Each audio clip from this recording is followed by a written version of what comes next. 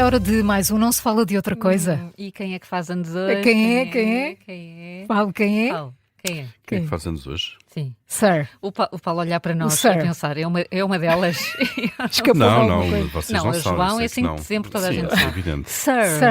Sir. David Attenborough. 100 o grande anos. David 100 Attenborough. anos. Faz 100 anos. Aquela ideia de impressionante. que, É vá, de que ele maravilhoso. sempre esteve na nossa vida, não é? Faz É todo o verdade, sentido. numa geração pelo menos. Ou Várias. duas. Então, Ou 100 três. anos. Não sei se a geração aqui do Carlos, que já aqui está ao lado, pronto, para o 3 toques. Então não se lembra. Sabes quem é? O Sabe. David Attenborough e faz parte da tua... Não, Não ai, sei. que medo. Pronto, Sabes. não Sabes. Se o ouvisses. Sabes. Sim, vendo depois, mas estão a ver, não é uma presença, isto é do tempo da televisão linear, Mas em que a ele malta ao fim de continua, semana se sentava pois. em frente ao televisor Pois é. a ver tudo aquilo que os programadores nos davam. Pois, mas é uma instituição. É uma instituição, claro.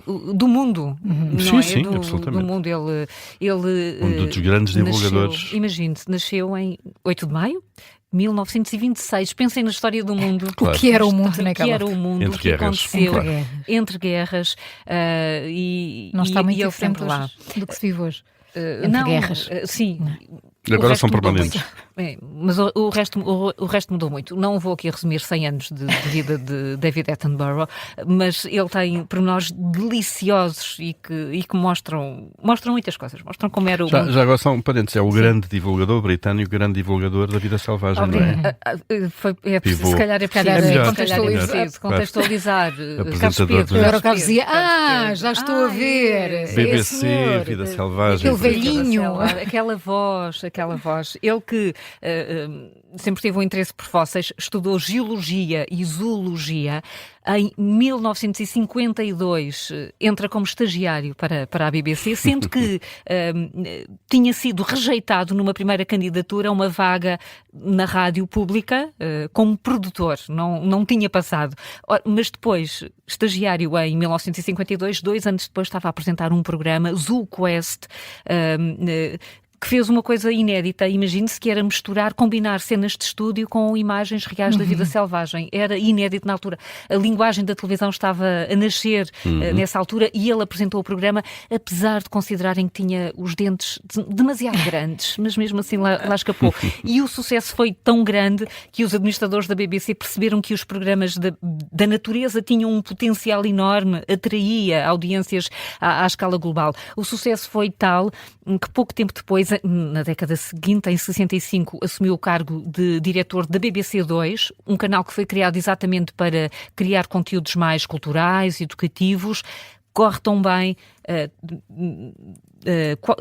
4 anos depois passa a diretor de programação dos 2 canais da BBC e é a ele que podemos agradecer também o nascimento dos Monty Python e do Flying Circus, o programa, um tiro de partida para fenómenos de comédia Anos que inspiraram 60, não é? gerações. Em 69, portanto, será pouco depois, princípios dos anos 70.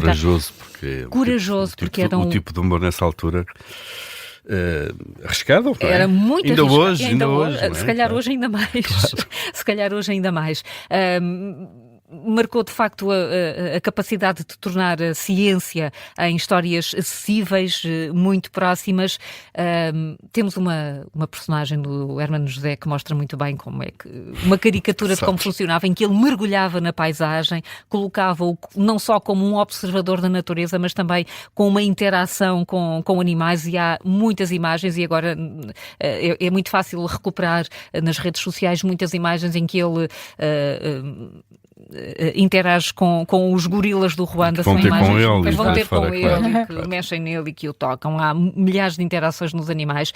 Hoje em dia assume que acordou tarde para as alterações climáticas, disse que era muito cético quando as primeiras pessoas começaram a falar sobre isso, mas agora sim percebe que há uma emergência climática e de resto os últimos documentários dele passaram muito mais a refletir esse tipo de preocupação.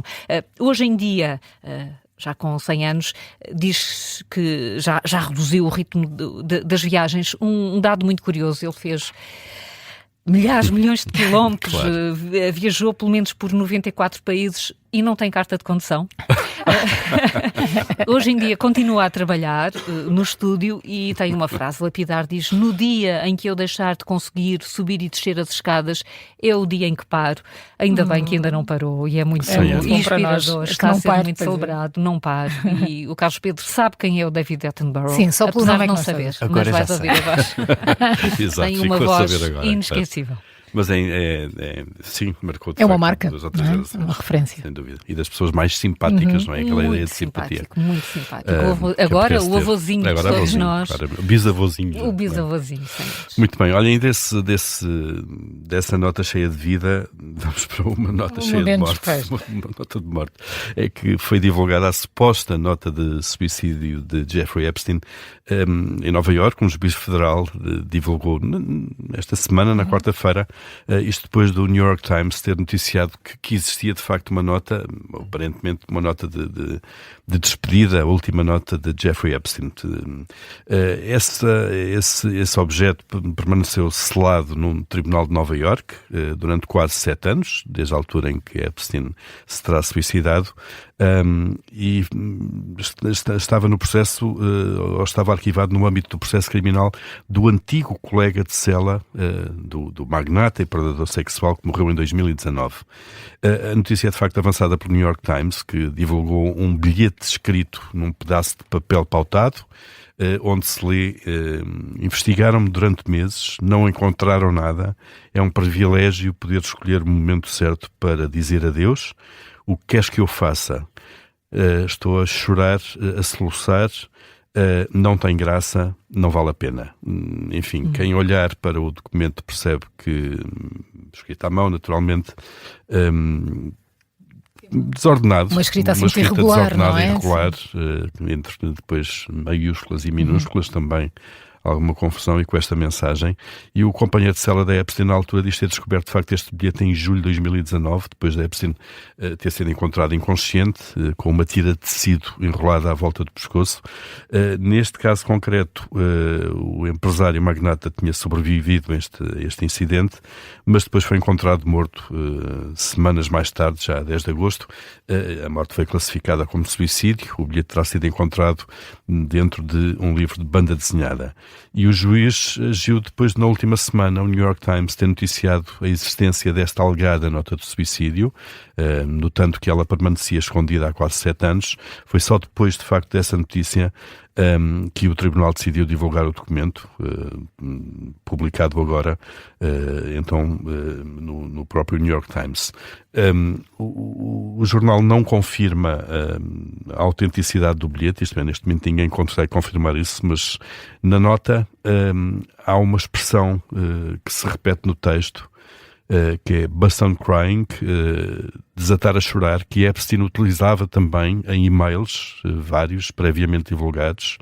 E há outra expressão, que é o "no fun", não tem graça, que também era usada por Epstein em vários e-mails, bem como noutra nota separada que foi encontrada na sua cela na altura da sua morte. Portanto, há aqui indícios de utilização de expressões que eram comuns ao magnata e que podem indicar, de facto, que a nota será original. É mais uma peça no puzzle da morte de Epstein e no processo que continua a dar muito que falar. E muito dado a teorias da conspiração. Sim.